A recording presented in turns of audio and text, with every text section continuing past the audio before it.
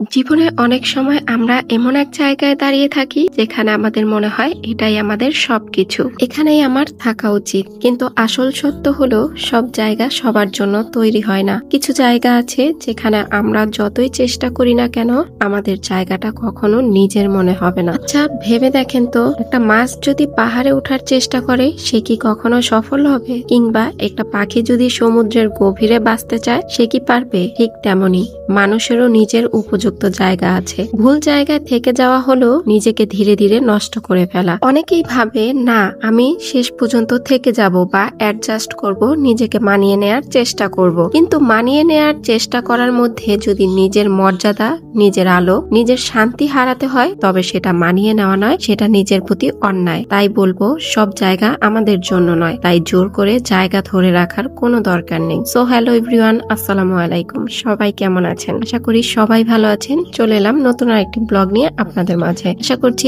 আজকের ব্লগটাও ভালো লাগবে। সম্পূর্ণ ব্লগ জুড়ে আমি হাফসা আছি আপনাদের সাথে, তার সাথে আমার রান্না বান্না তো আছেই। তো চলুন দেখতে থাকি আর উপভোগ করি আজকের ব্লগটি। আচ্ছা, ভিডিওর এই পর্যায়ে একটু বলে নিতে চাচ্ছি, আমার আজকের ব্লগটি যদি আপনাদের কাছে ভালো লাগে তাহলে কিন্তু আমার সাথে থেকে যেতে পারেন। আর আমার সাথে থাকার জন্য কি করতে হবে? লাইক, কমেন্ট, শেয়ার আর অবশ্যই সাবস্ক্রাইব করে দিবেন। আচ্ছা, অনেকক্ষণ তো হলো বকবকানি, কিন্তু দেখেন আজকে আপনাদের জন্য আমি কি নিয়ে এসেছি। মাটির হাঁড়িতে রান্না বান্নার আয়োজন। আর মাটির হাঁড়িতে রান্না করতেই কেন জানি গ্রামের কথা মনে পড়ে গেল। গ্রামের মানুষরা এখনো মনে হয় মাটির হাঁড়িতে রান্না করে খায়। তো আজকে রান্না করছি গরুর মাংস দিয়ে কচুরমুখী। জানি না এটা কেউ কখনো ট্রাই করেছেন কিনা, কিন্তু অবশ্যই ট্রাই করে দেখতে পারেন। অনেক অনেক মজা হয়। তার সাথে করছি বরবটি দিয়ে তেলাপিয়া মাছের একটা ভর্তা, আর বরবটি দিয়ে ছোট আলু দিয়ে ভেটকি মাছের শুটকি দিয়ে একটা ভাজি করব।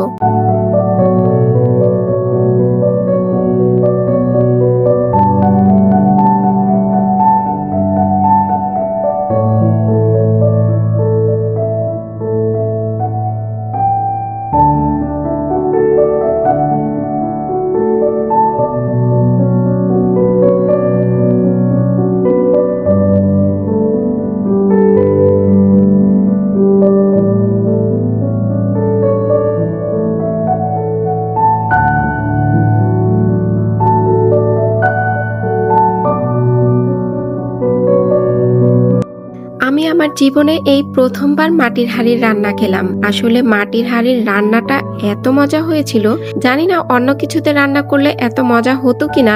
এমনিতে কচুরমুখী দিয়ে গরুর মাংস এটাও ফার্স্ট টাইম ট্রাই করেছি, তার উপর মাটির হাঁড়ির রান্নাটাও ফার্স্ট টাইম ট্রাই করেছি। আসলে কচুরমুখী দিয়ে গরুর মাংসটাই এত মজা হয় নাকি মাটির হাঁড়িতে রান্না করার জন্য এত মজা হয়েছে সেটা আমি ঠিক বলতে পারবো না। তোমরাও কিন্তু ট্রাই করতে পারো। একটা মাটির হাঁড়ি কিনে ঝটপট আমার মতো এভাবে রান্না করে খেয়ে দেখো, তারপর অভিজ্ঞতাটা কিন্তু আমার কমেন্ট বক্সে শেয়ার করতে পারো। আর একটা কথা না বললেই নয়, মাটির হাঁড়িতে কিন্তু তেল অনেক অনেক কম লাগে। নরমালি তোমরা নন স্টিক বা সিলভারের হাঁড়িতে যতটুক পরিমাণ তেল দাও তার 1/2 দিয়ে কিন্তু তুমি রান্না করে নিতে পারবে। গরুর মাংস দিয়ে কচুরমুখী রান্না করার জন্য কচুরমুখীটা কিন্তু একটু বড় বড় সাইজের নেবে, আর কচুরমুখীটা একটু ভাপ দিয়ে নেবে, বেশি একটা না, হালকা একটু ভাপ দিয়ে নিবে। এতে করে যে কচুরমুখীর একটা আঠা আঠা ভাব আছে না, সেটা দূর হয়ে যাবে। আর এই তো এখন আমি বরবটি আর তেলাপিয়া মাছের ভর্তাটা করে নিচ্ছি। বরবটিটা আমি একটু পেঁয়াজ আর তেলে সামান্য লবণ দিয়ে ভেজে নিয়েছি, আর মাছটাও ভেজে বেছে নিয়েছি। তারপরেই তো পাটায় পিষে নিয়েছি। এই ভর্তাটা কিন্তু ব্লেন্ডারেও করতে পারবে, তবে আমার কাছে মনে হয় যে কোনো ভর্তা পাটায় পিষে করলে খুব বেশি মজা হয়। আর এই দেখো আমার শুটকির ভাজিটাও হয়ে গেছে, আর এখন আমি তরকারিতেও ঝোল দিয়ে দিব। এই দেখো তরকারিতে ঝোল দিয়ে নিয়েছি, ঝোলটা একটু টানিয়ে নামিয়ে নেব। তো আমার আজকের ব্লগ এখানেই শেষ হচ্ছে। তোমরা সবাই ভালো থাকবে, সুস্থ থাকবে। চলে আসবো নতুন আরেকটি ব্লগ নিয়ে। আর আজকের ব্লগটা কেমন লাগলো কমেন্ট করে জানাতে ভুলবে না। আল্লাহ হাফেজ।